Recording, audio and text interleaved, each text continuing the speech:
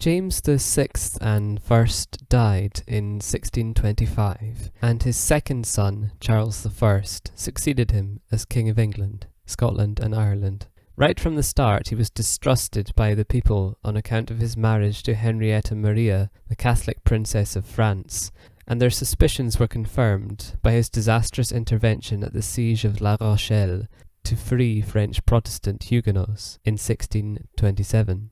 Parliament attempted to impeach the Duke of Buckingham for his incompetence in the expedition, and Charles responded by dissolving the body. The newly convened Parliament presented the king with the Petition of Right in 1628. Referencing the Magna Carta of 1215, the petition sought to limit the king's power in favour of Parliament. Again, Charles's answer was to dissolve Parliament in 1629 and rule alone, without consulting the people. This was a problem for him, because he needed the Parliament to raise taxes so he could fund wars and other royal initiatives. Charles got around this by expanding the pre-existing taxes without parliamentary consent, such as ship money, used to pay for building the Navy's fleet, which he extended to include inland towns as well as coastal settlements. Another of his policies introduced more elaborate ceremony into the Church of England through the Archbishop of Canterbury, William Laud, who also tried to make the Book of Common Prayer compulsory in Calvinist Scotland. Unsurprisingly, the Scottish Presbyterians did not take well to being told how to worship by the Church of England, and its militant wing, known as the Covenanters, took up arms in 1639. The Bishops' Wars expelled bishops from the Church of Scotland, and the Covenanters gained control of Northumberland and County Durham. In April 1640, Charles recalled Parliament to fund an army against the Scots, but they were more interested in addressing grievances built up from 11 years of neglect. Plus, many English Puritans sympathised with the Kirk.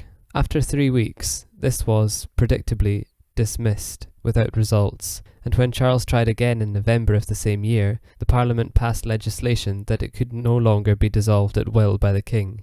They began the process of impeachment against Archbishop Laud, and drafted bills to deprive bishops of their vote in the House of Lords, and even to do away with them entirely. As you can see, religious sympathies played a major role in stoking the conflict between the House of Commons and the king. Escalating confessional tensions led to rebellion in Catholic-majority Ireland in 1641, ostensibly in favour of the king, but more acutely against the Protestant Scots and English settlers who had come to colonise during James VI and I's reign.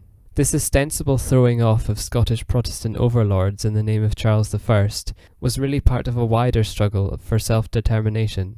The rebels' plot to seize control of key strategic buildings in Dublin and Ulster was betrayed, and the rising briefly descended into localised sectarian violence. Catholic forces quickly began to organise around the Confederation and ruled most of Ireland autonomously from 1642 to 48. Meanwhile, the English Parliament raised its own army independently of the king, and Charles mustered a royalist force with the support of the nobility.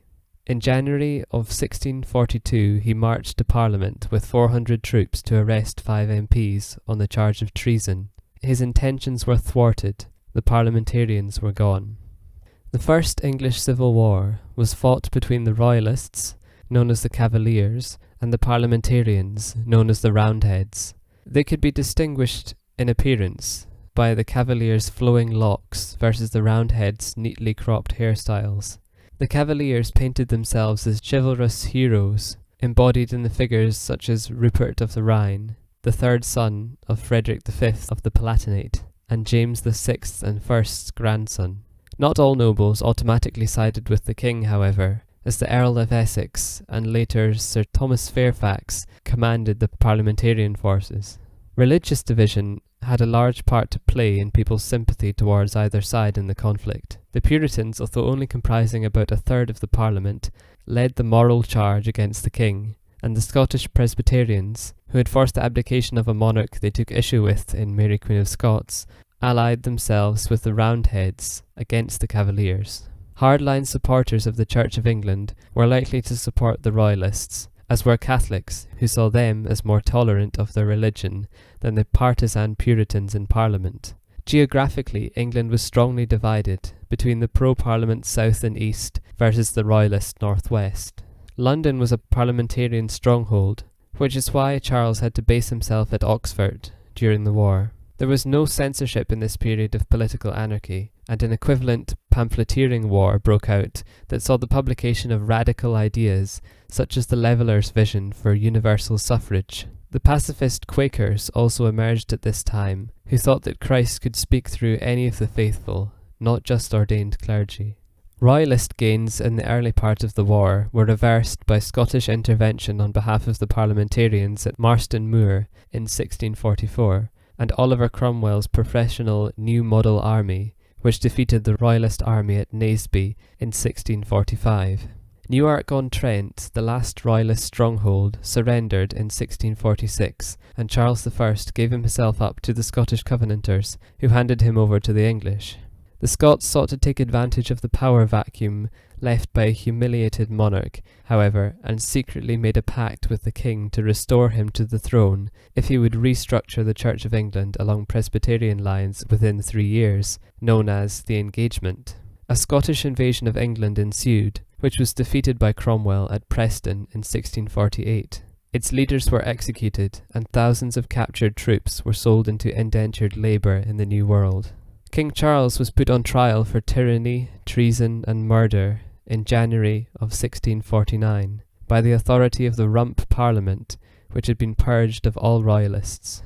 Charles argued sovereignty resided in him, not Parliament, and so the chief prosecutor, James Cook, concluded privately that the king must die and the monarchy with him. After a week-long process, he was sentenced and beheaded on the 30th of January, and England became a republic. Charles's defence, while intellectually sound, was practically stupid, as it only served to antagonize his accusers. He is remembered, though, for his dignified death, which, in a way, undermined the newly created Commonwealth from beyond the grave.